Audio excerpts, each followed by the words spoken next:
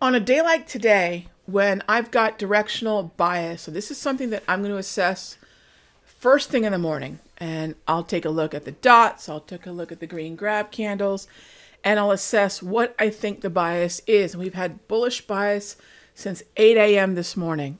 And even though the 5-minute has chopped, if you take a look at this 5, that is about as ugly a 5-minute as we've seen in I can't even begin to tell how long.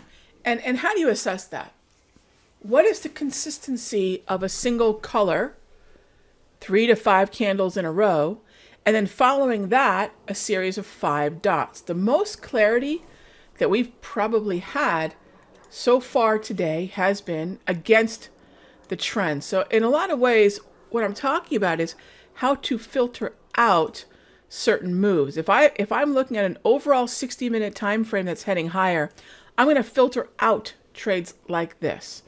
So every day, if you're thinking about it in this regard, I am picking a side. My trades are, generally speaking, going to be one-sided. And that's really what we're talking about here, even going into the event for the tariffs release. Right now we're talking about this a good 20 minutes before the tariffs hit. So if there's an idea that I'm sharing here, it's be one-sided. Pick a side.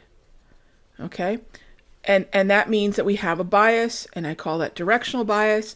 And even for my intraday time frames, when I'm going to be quote-unquote day trading, you'll notice that there's 2 what I call anchor time frames here in the upper left-hand corner, the 5 and the 60. And that's what's going to help me determine my direction.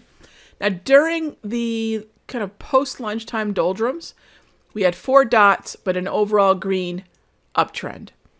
And that's bullish, but it's not enough. And then on the S&P, take a look. We did have green colored candles, and I did have more than 5.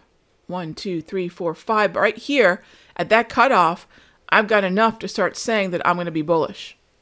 And then there's your pullback, there's your pullback, there's your pullback. Now, the longer the time frame, the less I'm going to be limited by my 11:30 to 1:30 Eastern no trade zone. But you can see here, we've launched really much higher. Now, you might say, well, Rog, wasn't this a really easy buy? And part of me, gosh, to leave 10, 11 points on the S&P on the table kills me. Now, it is valid, and here's the real thing. It was buy or nothing. So the value in that buy or nothing attitude certainly helps. But the reason that I think it's more prudent to sit on the sidelines if you don't have the heightened risk tolerance is that with the tariff announcement, we could be up or down 10 times 2 at any moment if the market catches wind, if a rumor gains some traction. This isn't about how much could I make. This is about how much could I lose. Especially when we have an unscheduled event, an event of not only financial importance, but political importance. And that's where, for most traders, I think it's prudent to sit on the sidelines. But nonetheless, I really want to emphasize and show you just how much we have a bias, and even for my day trades, how that 60-minute will factor in. Let me show you one more example here, and this is the YM. Notice that I did not have that same type of consistency of a single color. The blue came in here around 4 a.m., more blue around noon and 1 and 2. So do I have 5 dots? Never got the 5 dots, and I never had the single color.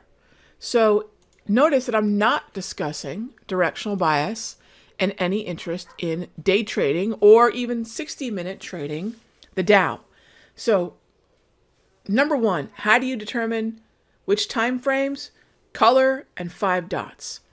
How do you filter out certain directions for even day trades? The 5 and the 60-minute. And if you look at this, again, every day, really just accepting that you're going to be looking at a single side of the market for, I'd say, more of a conservative day trading approach, this will serve you really, really well.